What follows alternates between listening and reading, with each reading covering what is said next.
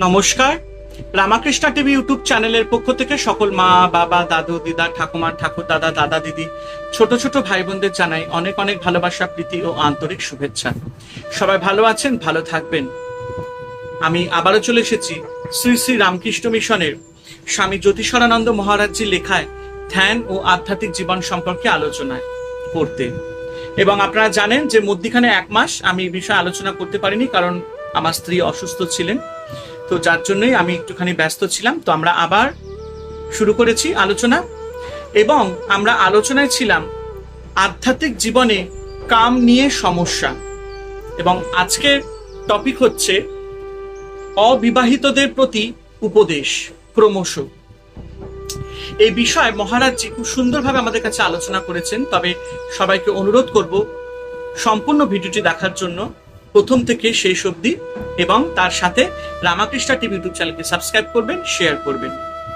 মহারাজজি বলেছেন, এইসব যৌন মদে মত্ত লোক যাদের সঙ্গে তোমার নিত্য দেখা হয়, তারা তোমার আধ্যাত্মিক জীবনের সাধনাকে জোরদার করার পথে তীব্র বাধা। এইসব বিপদ সংকুল স্থানগুলি আর এই লাগামহীন লোকদের থেকে তফাতে থাকবে। এই সব তথাকথিত স্বাধীনতার গর্বে গর্বিত লোকেরা কিন্তু প্রকৃতপক্ষে নিতান্ত হীন দাসত্বের কবলে পতিত। যদি তুমি সমলিঙ্গের লোক না পাও, তবে সব সঙ্গ পরিত্যাগ করে ঈশ্বরের সঙ্গে একলা থাকো। অবিবাহিত নারী বা পুরুষের পক্ষে এই হলো মুক্তির একমাত্র উপায়। অপর লিঙ্গের লোকের সঙ্গ বা তাহাদের প্রসঙ্গ বর্জন করতে হবে। খুব সুন্দর আমাদের কাছে মহারাজজি এই বিষয়ে আলোচনা করেছেন। যৌনতাপূর্ণ আবেদনের কোনো ছবিও দেখবে না। এই সব বিষয়ে কোনো নভেল বা অন্য কোনো বইও পড়বে না। যৌন আকর্ষণ আছে এমন কোনো অভিনয় দেখবে না। যতদিন তোমার মনের ভিতর টানাটানি চলছে, ততদিন বাইরের কোনো রূপ যৌন প্রচারণা বর্জন করবে। সাধনার সময় যৌন প্ররোচনামূলক কোনো পাঠ বা কাজকে সাবধানে বর্জন করবে। যদি আমরা তা না করি, তবে আমরা উচ্চতর অনুশীলনের জন্য অপরিহার্য যে পবিত্রতা, তা কখনোই লাভ করতে পারবো না, এবং এখনোই বা পরে তার জন্য কষ্ট পেতে বাধ্য। তাহলে আমরা মুক্তি বা নির্ভয়তা লাভ করতে পারবো না। আমরা পূর্ণ মানুষের স্তরে উঠতে পারবো না। চিরকাল কিঞ্চিত অধিক মানসিক পরিণতি নিয়ে পশুর মতোই বেঁচে থাকবো। বিয়ে না করে যেসব নরনারী সারা জীবন ব্রহ্মচর্য পালন করতে চায়, তাদের পক্ষে এক খ্রিস্টান সন্ন্যাসীর জীবনের এই গল্পটি জেনে রাখা ভালো হবে। তো চলো, গল্পটি কি আমাদের কাছে মহারাজজি বলছে সেই গল্পটি শুনি। এটি খুব শিক্ষাপ্রদ। একদিন তার একটি ভাই এক স্ত্রীলোকের করমর্দন করছিল বলে অভিযুক্ত হয়ে ও তাকে যাজক সংঘের কাছে নিয়ে যাওয়া হয়।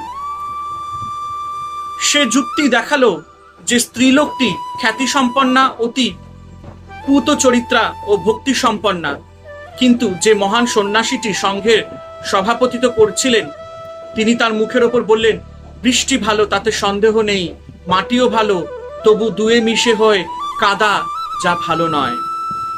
সেই রকম যদি পুরুষ ও স্ত্রী উভয়ের হাতই ভালো, তবু তাদের অসাবধানে মিলিয়ে দিলে মনে প্রাণে চিন্তায় ও ভালোবাসায় অনেক অনর্থ ঘটতে পারে। এই গল্পটি ব্রহ্মচারীদের কাছে মহৎ শিক্ষাপ্রদ। সব সময় কোনো বিষয়ে মূলে যেতে শেখো। একটি কাজ বা চিন্তার প্রাথমিক বাহ ধারণাটুকু পেয়ে কখনো থেমেও যেও না।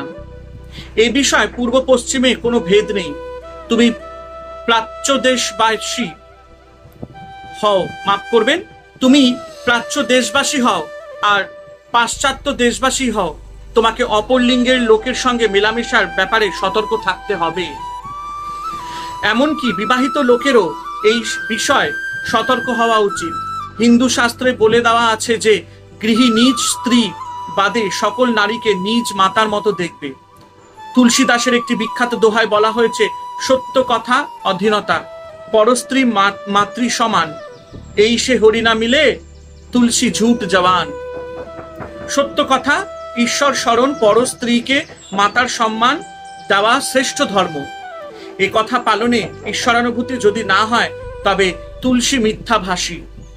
সত্য কথা বলতে কখনো ভয় পেও না, তাতে মৃত্যু ভয় হলেও না। সত্য যদি তোমার হৃদয় ভেঙে দেয় তাও মঙ্গল, তাও ভালো। যদি তাতে অপরের হৃদয় ভাঙে তাও ভালো। মিথ্যা ভানের থেকে সত্য কথা অনেক বেশি শক্তিশালী ও মঙ্গলজনক।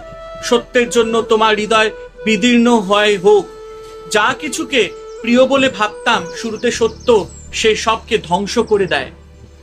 আধ্যাত্মিক জীবনের জন্য এক নতুন ভিত দরকার এবং এই ভিতের উপর ধীরে ধীরে সাবধানে নির্মাণ কাজ আরম্ভ করো। স্বাভাবিকভাবেই নতুন ভিত করতে গেলেই পুরানোটি ভাঙতে হবে, কিন্তু শেষে এর ফলে আসবে শান্তি, সুখ এবং নিজের ও পরের মুক্তি।